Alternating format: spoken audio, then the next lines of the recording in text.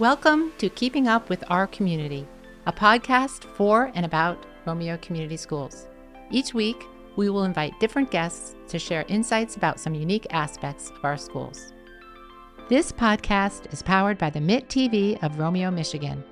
If you're looking to start a podcast for your business or personal use, look no further than MIT TV. Their in-studio podcast experience allows you to record perfect audio and capture amazing video. That's all right here at the MIT TV of Romeo, Michigan. Contact them now via email for a free consultation and schedule a visit at mit.tvpodcast@gmail.com. That's mitt.tvpodcast@gmail.com. Hello, my name is Marianne Brush, Communications and Marketing Supervisor for Romeo Community Schools, and this is episode 48 of our Keeping Up with Our Community Schools podcast.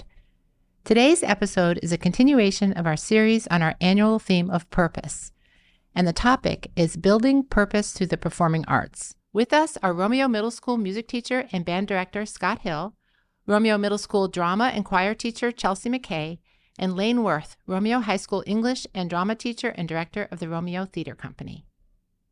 I will now turn it over to our host for today's episode, Superintendent Dr. Todd Robinson, to lead the discussion. Well, welcome everybody. Excited to spend a little bit of time with you here this afternoon and kind of further this journey of our annual theme around purpose and really looking at a different element of the programming in the district, those professionals who lead it, and how, this concept of your purpose connects to maybe some purpose you set for your department, or extracurricular program as a whole.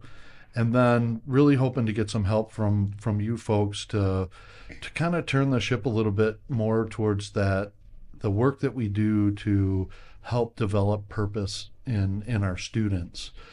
So we have a lot of elements of the arts across the district that we could have represented here at the table, but to kind of focus the conversation today, we're really focusing on performing arts, and I think in large part performing arts at that secondary level, so middle school and high school, both inside the classroom and out. So I think it'd be good if we just start and take a minute to allow you to share your individual purpose statement, and then we'll take the conversation from there. So Mr. Hill, if you would, do you want to start us off? Yeah, absolutely. I'd love to.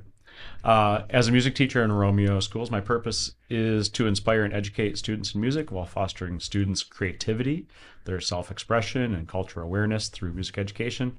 I aim to help students develop teamwork skills that are transferable to any discipline in their professional lives. My hope is that students' musical education will be something that brings them joy even after they leave the classroom. All right. Lane, you're a veteran now, Lane, almost. That's right. So a couple performances under your belt and the end of the first semester. Hope everything's gone well. Probably been a bit of a blur. Yeah, a little bit, but it's all been good. Great. Definitely been busy, but a good busy. So how about your purpose statement? Yeah, so I said that I teach to show students the universal nature of literature and theater, to show students there's always a place for them, and to show students that they are never alone. So my whole goal as an English teacher and as a drama teacher, but also theater director, is to get students to say, oh my gosh, I didn't know other people experienced that emotion, or I thought I was the only one that experienced this kind of thought process. And through literature and theater, they find that it's a universal experience. Yeah. Shame on me for not saying, yes, you also are teaching English at the high school level. So you connect those things and weave them together as much as you want. Yeah. All right. Yes, dear. All right. My understanding that you maybe have a 2025 refresh of your purpose statement. I do have a 2025 refresh of my purpose statement. So my purpose as a middle school choir and theater teacher is to inspire and nurture students' love for music and theater while helping them develop their vocal and their musical skills. I aim to create a safe, welcoming, and inclusive space where students feel confident to express themselves through song, work collaboratively with their peers, and build lifelong appreciation for music. By sharing my love for music and theater, I hope to foster creativity, discipline, and teamwork. I strive to empower my students to discover their voice and realize their full potential in music, but also beyond. So I'll ask you, Chelsea, to talk about, you do a couple things. I'm not sure in the introduction how much we covered some of the programs you're involved in outside of the school day. So maybe shed a little light on that. And then if you could reflect on just how your purpose, lands in both your classroom work and maybe the extracurricular program, and if there's any differences. Absolutely. Yeah, so along with Patrick Salenbier, we host a drama club after school for our 6th, 7th, and 8th grade students to kind of learn the skills of theater and to kind of explore that so that they're ready for when we do our big production, which will be Aladdin Jr., March 13th, 14th, and 15th. Shout out. Shameless plug for Aladdin Jr. But we also host that as well, and we had auditions, and we're working with students currently right now learning the show and learning all those skills. One of the things I love about our middle school theater program, I'm going to go that direction first, is that everything is student done. So our job is to create this environment that they feel that they can succeed and they can be proud of their program. And so we were talking in our time classes yesterday and today about having respect for your school and having a pride in your school. And I was talking with my students kind of about like, what does that look like to you? Like, what do you want that to look like?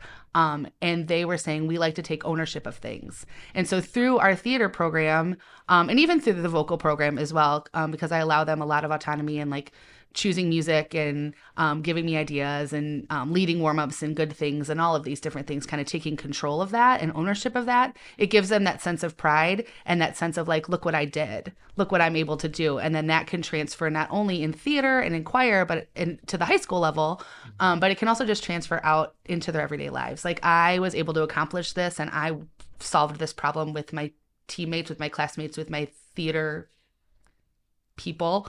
And so they're able to do that. And I think that's one of my favorite things about our extracurricular theater program at the middle school is that we give them that ownership and they're able to paint the sets and run the sound and work on the costumes and do all of that. So that's one of my favorite things about that and how they're able to just kind of take ownership of that. And the same thing happens in our choir classes as well. Some of them are helping me teach. Some of them play the piano and I'm standing in front of the class and they're playing the parts so that they can kind of take ownership of what's happening so that they are proud of what they're doing and they're able to invite their friends to their concerts and be proud when we go to festival or go to solo and ensemble and things and they want to perform. And so that's kind of my goal and my purpose statement with that. Yeah, that's great. Spent some time in the middle level. Love my middle level.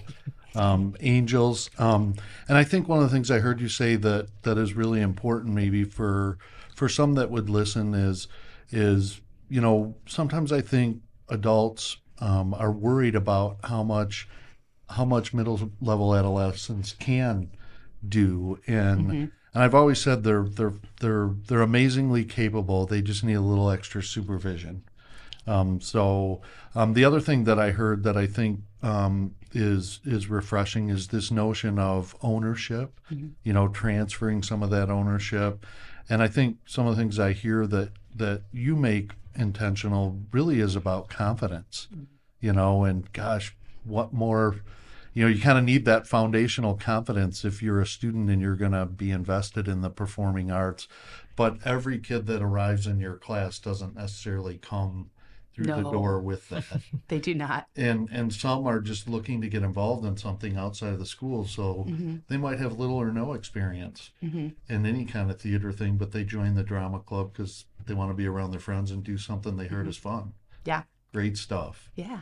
So crossing over, Mr. Hill, you spent a little time in the middle school, but you've also taught at the high school level as well. So. I have, yeah. Yeah, so talk about that role for you.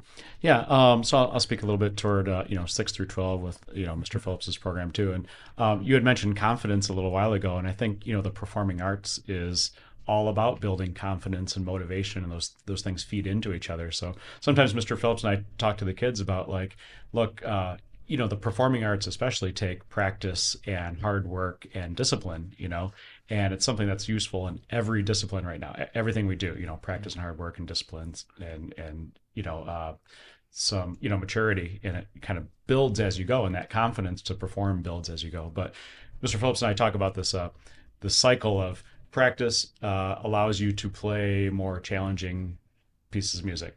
Playing more challenging pieces of music allows you to play with more talented people, and that causes you to have more fun. So the more fun causes you to want to practice more, and it's the cycle that keeps on going. And sometimes I feel like we are, as teachers, we're motivators, of course, but it's to perpetuate that cycle of I want to practice, and you want to build that intrinsic feeling in your students, so that they, aside from you, are like, I like this. I want to do this. I want to dive into, I want to learn more. I want to dig deeper into it, and that I feel like part of our job is just to provide opportunities.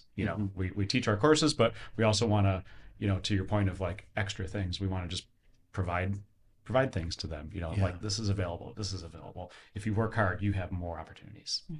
Sounds like great. that. Lane, classroom to outside the school day, your purpose, how's that land for you? I think really just to piggyback off of what both of you said, it really makes a lot of sense, especially the ownership. That is something that I've never seen done as well as it's done in the Romeo High School theater program.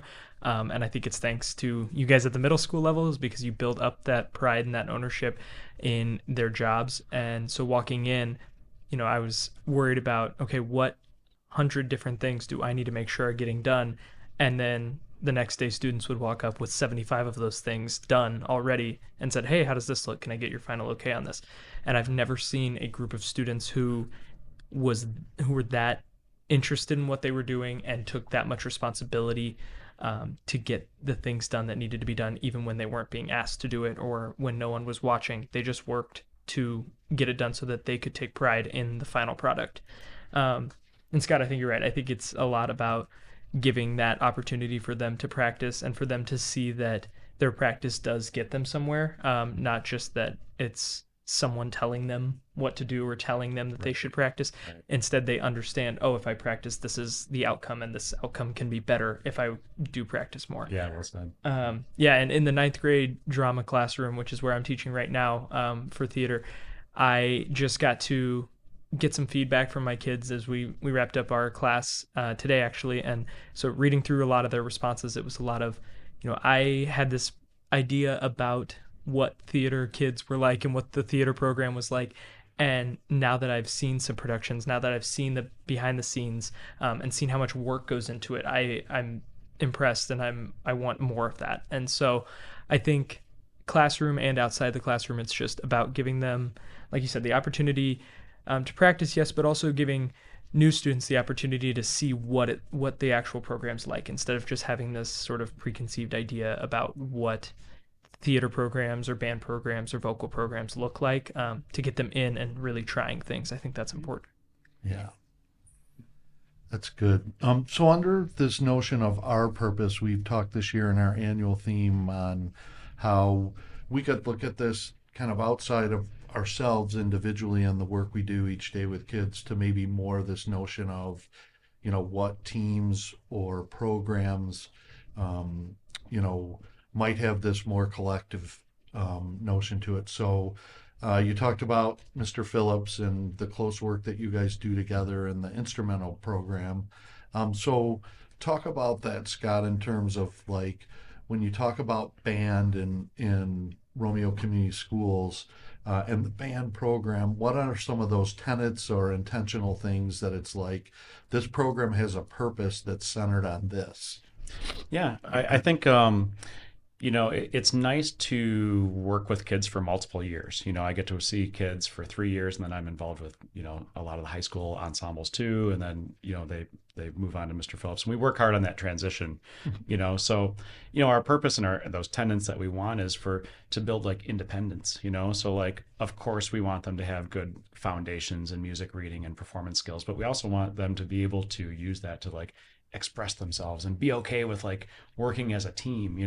I always say that like our performing ensembles are, aside from sports, it's really one of the only like teams that's taking place every day in the classroom. Like when you come in and you get ready, you have to work together with someone, and I think that is such a valuable skill. So like what we're teaching all the time is like teamwork. Like you guys maybe are not close friends, but we're going to work together to create this art, that is, I don't know about required of us, but that's what we're all here to do, Yeah.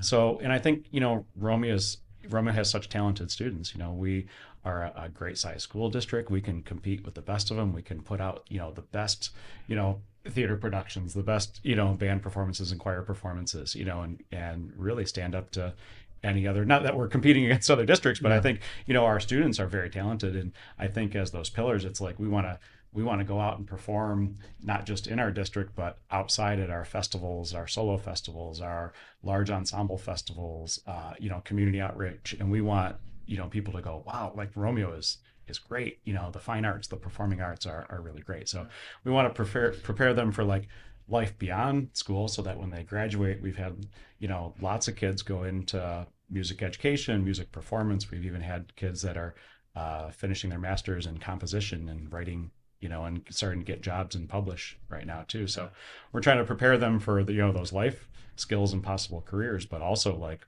while we have them, just to really show off, and make a name for ourselves. So. That's interesting. You talked about, as a sports-minded guy, we have a podcast with some of our coaches, and, inherently in athletics, there's a game, there's a score. Even if I'm competing in something that's more individual, I'm a diver, I'm still getting scores, and the solo and ensemble and things like that, our festival are like kind of one of the only opportunities where the performing arts is scored, so to speak. So Right. I think that's unique, maybe for kids in the work that you do, is there isn't that real world win-loss score element, but maybe that also is a gift in some ways too, to support confidence. So I guess from that point forward, Chelsea, what would you talk about in terms of, maybe we just start with the notion of, you're working with Patrick Salambier pretty closely, and when we talk about middle school theater, you guys have really, it's been amazing work that's happened in the last couple of years, and I will tell you what one of my greatest joys is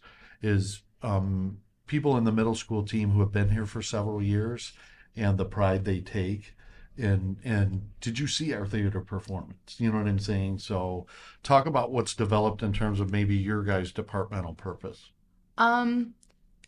Well, we've just had we teach the elective classes, the elective 6th, 7th, and 8th grade theater classes just for a trimester. Again, it gets the kids involved.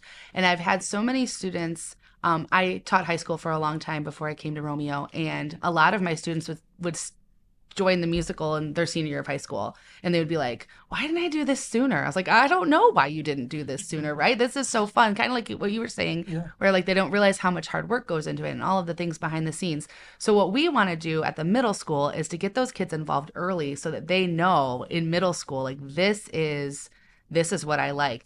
We have kids that play basketball, we have kids that play volleyball, we have swimmers, we have track kids, we have kids in robotics, all that come together, which is such a unique experience to have all these kids that maybe would never have crossed paths before, that cross paths doing theater. And so part of our purpose is just getting those kids involved early, so that they know what theater is, and then they can grow and continue in all of the areas of our school, but in theater. And we've had just a huge turnout with students in our first, we did Annie, and then we've done Christmas pageant, and then we did Wizard of Oz, and now we're doing Aladdin this year. And we had 96 kids audition for the show. It was the first year that we had to not take everyone, which is an awesome problem to have, and cast those kids who were the best for the different roles. And it was just it was sad. right? I'm such like I don't want to hurt any kids' feelings. Yeah. But it was such a cool problem to have, right? Mm-hmm. We've grown this program, and I've only been in the district. This is my 3rd year in the district. So to watch the program and work with Patrick and just kind of grow that and watch the kids just have so much pride in what they do and just be so excited that they're the stage manager or they have the role of Jasmine or they I run the lights. Like we have one kid that was like, I will only run the lights. That is my job. And I was like, yes, of course, that is your, like, I love that they have such a passion for it now. And so our main purpose obviously is like getting them to work together and all of those things, but also just like take pride in what you do. Anything different in the vocal department, or is it kind of similar? Well, we share a lot of the same students, which is kind of awesome because I get to see those kids during the day and then also after school for theater. But same thing, working with those kids and just trying, I guess my big purpose, I guess, is just having them like have pride in what they do. Like be proud of what you've done, be proud of what you've accomplished together as a group, and just kind of doing that together and inviting your friends to your concerts and inviting your family members to your shows and all of those things and just being so proud of what you do, speaking at concerts, writing the scripts for concerts, all of those kinds of things, just that part of it.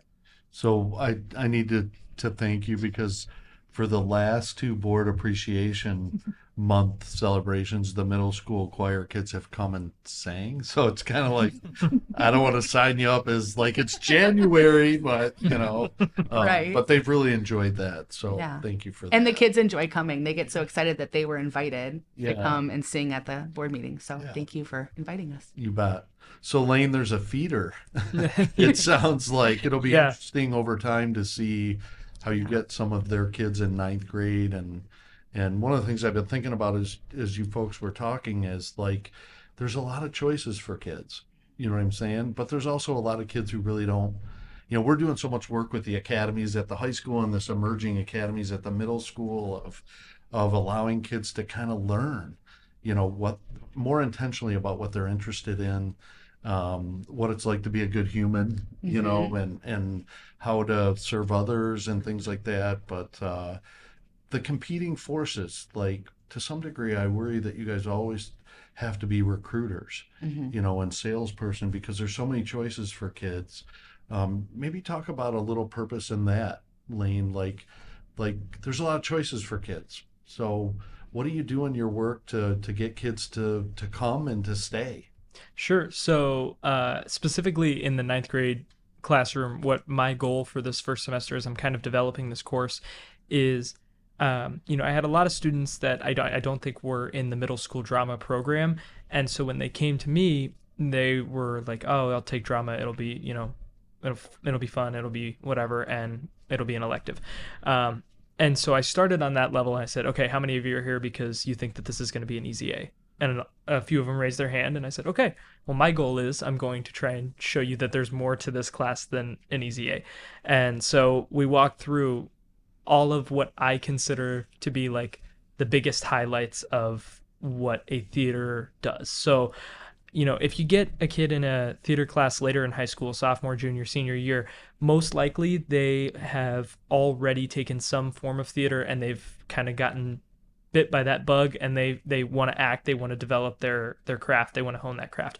But in kind of an intro course like this, some kids might not know what that is like. And so I was putting together all of the parts that I remember seeing for the first time in high school and middle school and saying, oh my gosh, this is so cool. People flying on stage, people disappearing, people coming off stage and then coming back on stage in a completely different outfit like 20 seconds later. And these are all things that just the spectacle of it is incredible. And I wanted to show them how that spectacle was achieved so that they would maybe be interested in, okay, maybe that's where I want to go. Maybe I want to try tech or lights or sound or costumes or set design or something like that. And so specifically, we're getting ready with Mary Poppins to have one of those big spectacles, right? We want to, we're bringing in a company to fly students and have Bert tap dancing on the walls. And these are things that I am just so stoked about because the general public, the people that aren't maybe into theater as much, they might give it a shot because they want to bring their kid or their grandkid or someone to the show. And then they see this and they're like, wow, I didn't know that this was what was happening here. And then hopefully that will be kind of that, like I said, that bug bite that makes them Yeah. come back. Hopefully they get that interest. Yeah. Scott, what about the recruiting end in band and that? Yeah, well, I like what Lane said, and I agree with him. It's some recruiting, but it's also a lot of like just like presenting to students like this is what it is, you know. And because I feel like in middle school and even high school too, it's all about discovery. Like no student knows everything about every elective or their core classes and knows this is what I want to do.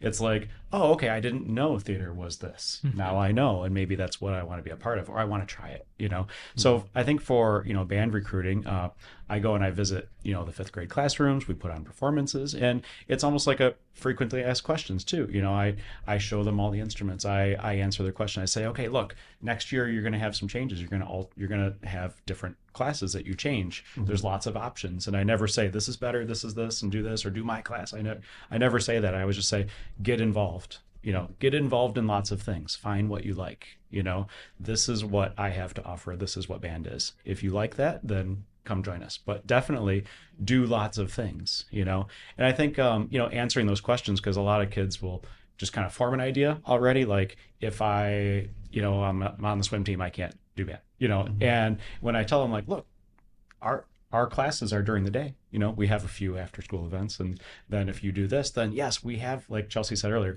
we have swimmers, we have people on football, we have people on cheer, competitive cheer, we have people in robotics, you know, and they can do the performing arts and all that. So some of it in the recruiting process is just like kind of, I don't know, dispelling myths or saying like, hey, this is what we are. This is who I am. If you want to work together and be in my class and learn an instrument and maybe develop a skill that you never knew was possible or that you would enjoy, like this is your opportunity to try things. Yeah. You know, and I think that's what middle school is all about too. Yeah. I do think someone mentioned, I don't remember, we're kind of in that right size of a district where you know, I look at some of our neighboring districts and some of these really large high schools, and some kids just get so much further away from what I say, like the playing field or the first chair or the whatever it might be, just because of the sheer volume of kids. And I have found, in talking just to some parents who've chosen to come to our district, like it really forces specialization in some ways. Like kids get like, I got to do this and I got to fully commit to this because that's how I'm going to, you know, earn or achieve in this here. And so I'm kind of curious, Lane, have you seen in your short time here that like it isn't nuanced? We have crossover. Kids want to participate in a variety of things.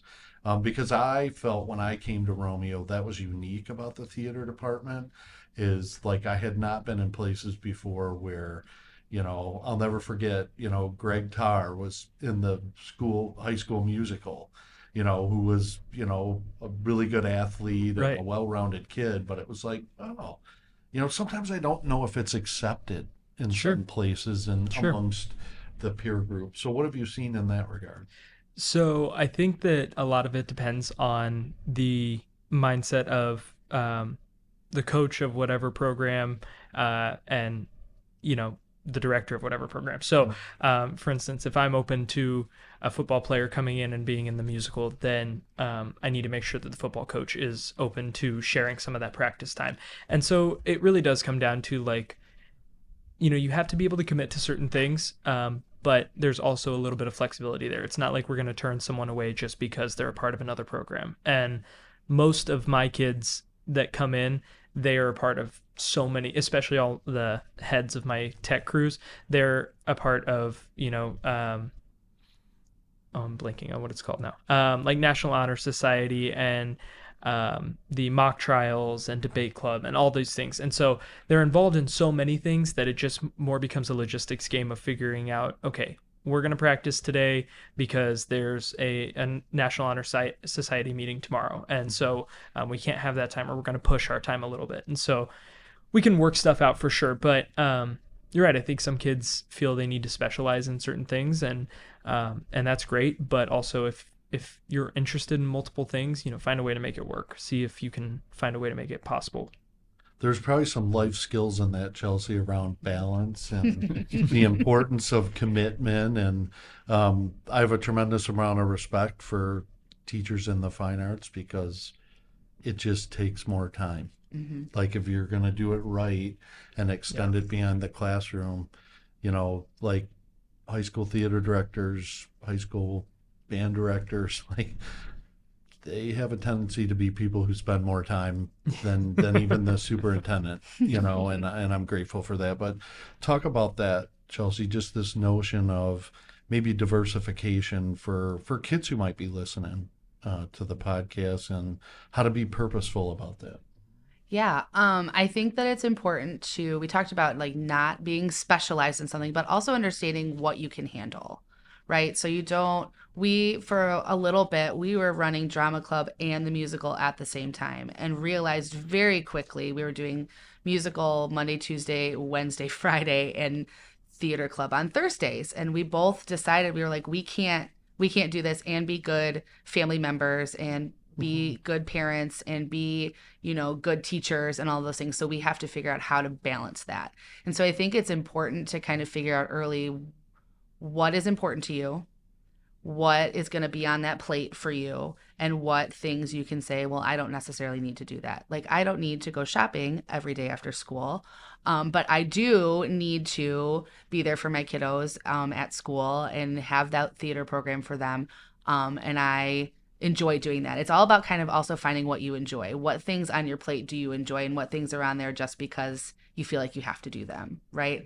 And again, I referenced this earlier, but I taught high school for a long time, and we had a competitive show choir and we had competitive theater and we had all of these things that I was doing alone. So it's good also to find someone to take the journey with, and share those responsibilities with, because that's super important to have that other human. Like if you can't be there or if something comes up, then they can take that and you can share that load together. I think that's really important.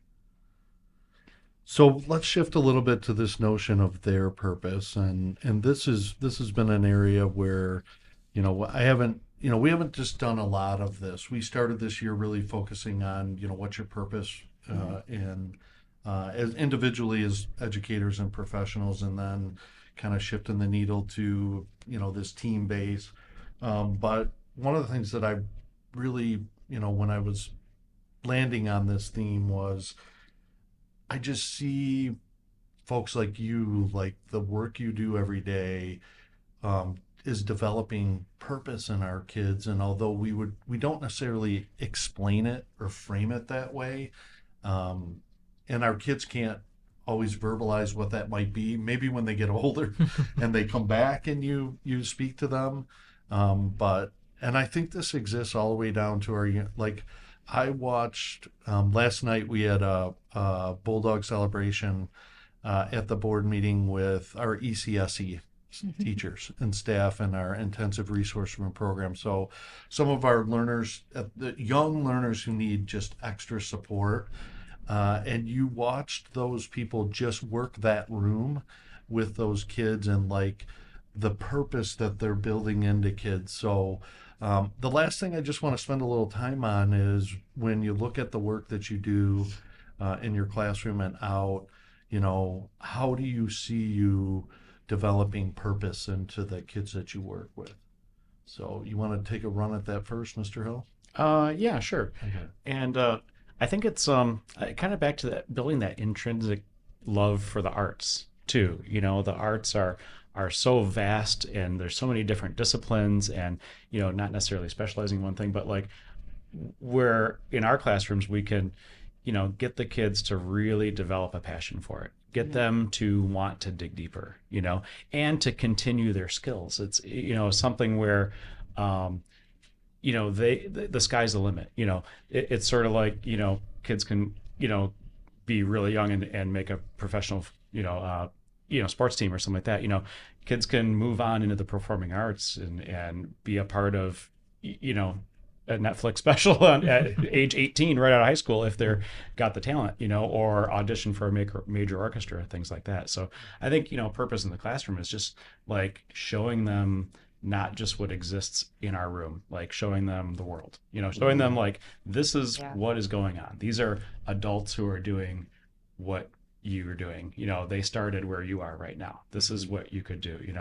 So it's like I get an opportunity to see like a sixth grader come in and play the theme from Bluey on their clarinet, like 10 times in a row and be so excited. And then I get to go to the high school and walk in the band room and hear a kid play a Mozart clarinet concerto, getting ready to audition for college and go perform somewhere. So it's really fun, in this performing arts job that we have, to see that progression in just, 6 short years sometimes, and to see that motivation and know that, like, try to instill in them that, like, look, you don't have to just do what we're doing here in class. Like, you can go beyond, and here's more, and here's where it can take you, because arts can take you so many places.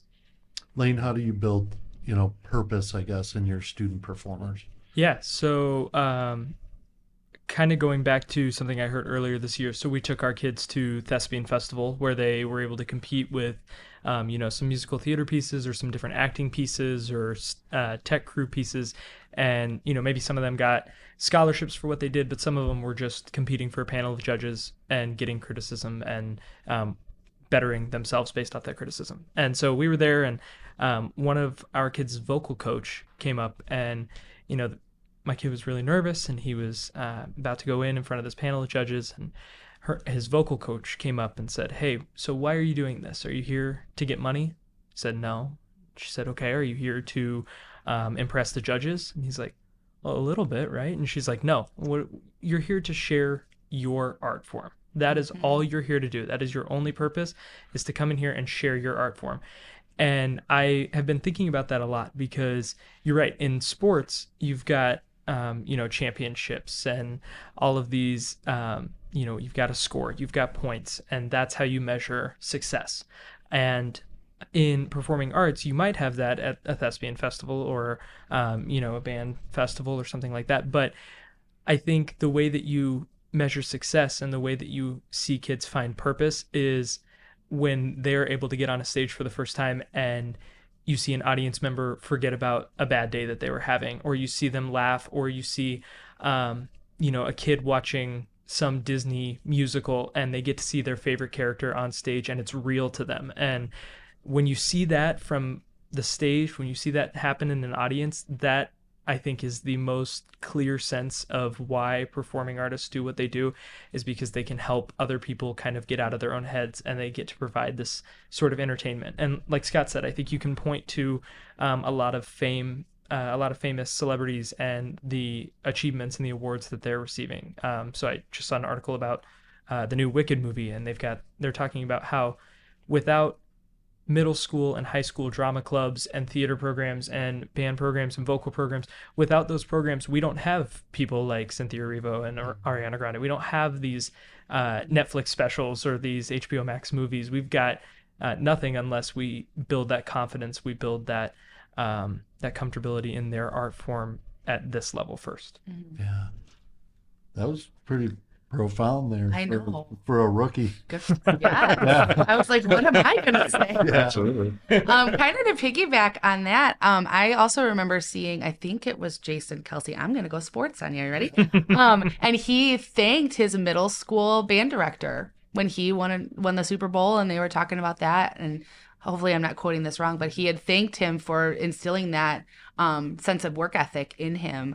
I think there's even like a meme that went around with like him playing a saxophone, which is awesome. And so not only can we instill that into our students that come into our classroom, but we can also instill that into other kids at our building as well.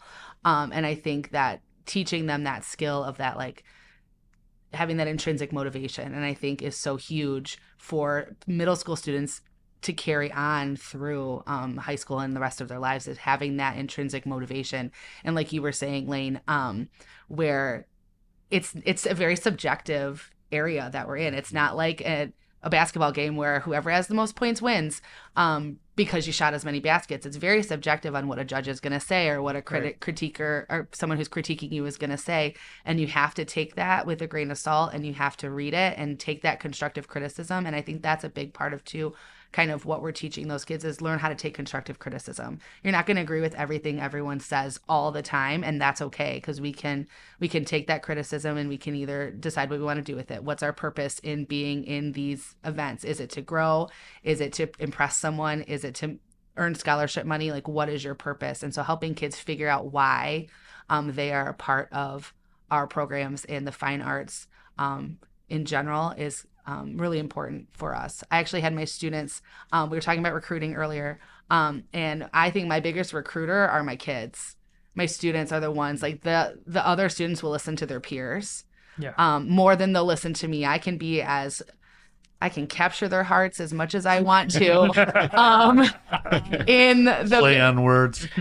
in the middle school, right? And I can do my best dog and pony show up there and do everything that I think that they need. But then another kid will say, hey, you sounded really good today when you auditioned for your solo. And that's going to mean way more to them and build more confidence than me even telling them that. So I think that helping them find that purpose of why are you here? What is this? How is this enriching your life? How can you take that moving forward with the rest of your life? You know, the kids in your programs, I'm thinking now it's like there's a more intentional level of encouragement of each other. If I could say that. I just think I don't know why, but it's inherently maybe part of the performing arts, the environment that you create, the type of kids that are attracted to your programs, that they might deal with some peer issues outside of your world, but when they come in, it's like their safe space. And they get to just blossom and be themselves, and the outside world, their other teachers, their peer group, get that opportunity to see them in a whole different light, and now they got a little bit more street cred or whatever. So I always like to give folks that will come and spend time for our podcast the opportunity to just give a shout out. And so I don't really limit it, but there might have been someone that you would think of in your schooling experience that maybe built some purpose in you that has you where you're at. There also could just be a colleague, that you work with regularly that you just admire because they're extremely purposeful in their work. So I'll give you each an opportunity to sit for a minute with that, or 3 seconds. And Scott, who might you want to just shout out? Yeah, sure. Someone local, my former band teacher here, John Reinhard. Really, I think led by example. I just thought he was and is still an amazing human being and musician and teacher. And I think what always stood out was his patience and caring for people, and he was just universally caring and patient with everyone. And I thought, like, wow, I think I might want to do this. I think I might want to do that for other people if I can do it. And I think he was a huge inspiration into becoming a teacher and becoming a musician and kind of melding those two worlds together. Great. Yeah. Lane? So mine is a little tougher to get local because I just moved here from Kansas in June. So I will shout out a couple from Kansas, but my high school theater director and the music director for all of our musicals, so Travis Grizel and Jim Balthazar. So Jim Balthazar he passed away sadly a couple years ago, but he saw me in middle school. I had him for science class, and I was never really a kid who was really interested in sports. I didn't quite get the appeal. It wasn't my thing, and I didn't know where that left me. And he came to me and said, you should really work on coming out to the theater program. And I always wanted to be backstage, but he really pushed me out onto the stage, and that is where I felt most comfortable. And from that point forward, I've always said, like, if I can be anything in my life, that's what I want to be for other people. I want to be able to find them when they don't think that they've got somewhere where they don't belong, and pull them into a place where they can really find a space to be comfortable and to really be themselves. And so that's what I'd like to shout out. Great. All right, I've got two. My first is actually my band director from high school, Mike Sekage. He just retired from Stevenson, and he kind of took me under his wing my senior year of high school. And I knew I wanted to teach, but I didn't know what. And my band director said, "You should be a choir teacher." And I said, I should. Oh. Right? He's like, you light up when you talk about music and when you sing. And I was a mediocre flute player, so I think that might be why. But he really kind of, and in a school that big, it was nice to have someone that knew who you were, right? And encourage you to do that. The other person I want to shout out actually is Jen Racevich. She's at Romeo Middle. She has just been such a good friend to me and mentor to me over the past few years. Just always has excellent teaching advice and just has really made Romeo Middle really feel like home, which is scary when you move in your 30s to a new job. And so I just appreciate her and all the work that she's doing with the middle school transformation into the academies and all of that. So thanks, Jen. It never fails when, especially in this kind of lane of purpose, like when I hear each of you speak about those people, you know what I'm saying? Sometimes that connects a dot for me of that's kind of what it is. That's what you're trying to do for kids because someone did that for you. So I appreciate you sharing that. And now you've got a reason to reach out to that person and say, hey, check this out. You know, Yeah. Don't even tell them why. Yeah. Just let the shout out, affirm them. Any last thoughts, comments before we close up our time today? Chelsea, final thought. My final thought is that I am grateful to work in a district that values not only academics and athletics, but also the fine arts. I feel very supported working in this district, and I am so grateful that this is a place that I landed. So Great. that's my thought. All right. All right, I got to piggyback off of it. So when I was interviewing, I was able to see Kendrick Knobloch's last musical. So she did Shrek. And I remember sitting in the audience, had no idea what to expect. And I was looking around and I told my future sister-in-law, I said, I've never seen a community this amped up about a musical. Like I've never seen them come out and support a performing arts program like this. And I said, this is the program that I want to be a part of if I ever get to direct a theater program. And here we are, not a year later, and I'm still just beyond grateful for the community that is Romeo. Yeah. No pressure either. Those are big shoes. And, Right. people are like, hey, this kid's, we're going to be fine. That's If I good could to hear. share that in my Thank words. you. You know Thank what I'm you. saying? That is good to hear. Yeah. Scott? Yeah, I have similar feelings to Chelsea and Lane. I taught 11 years outside of Romeo, and I grew up here, so it was nice to go teach, 11 years and then come back here with experience and then teach in my home community. And I think my other shout out would just be to we have such amazing families here and the supportive families and great kids, so it's just been a real joy. And each year meeting new people, and then we have our returning, multiple sibling families and stuff like that. Yeah. And working with these, families in the community has been just really rewarding. And of course we have great staff, and today's been a lot of fun as well too. All right. Well, thanks for your time. Thanks for what you do for kids, and don't ever doubt you guys are so purposeful in your work, and we're blessed to have you. And if any of our listeners are interested in listening to any of our earlier podcasts focused on purpose, check out episode 35 for discussion on some teachers' personal purpose statements, and episode 40 for a conversation about building purpose through athletics. Thank you for joining us, and tune in next week to keep up with Romeo Community Schools. This podcast is powered by the MIT TV of Romeo, Michigan. If you're looking to start a podcast for your business or personal use, look no further than MIT TV. Their in-studio podcast experience allows you to record perfect audio and capture amazing video. That's all right here at the MIT TV of Romeo, Michigan. Contact them now via email for a free consultation and schedule a visit at mit.tvpodcast@gmail.com. That's mitt.tvpodcast@gmail.com.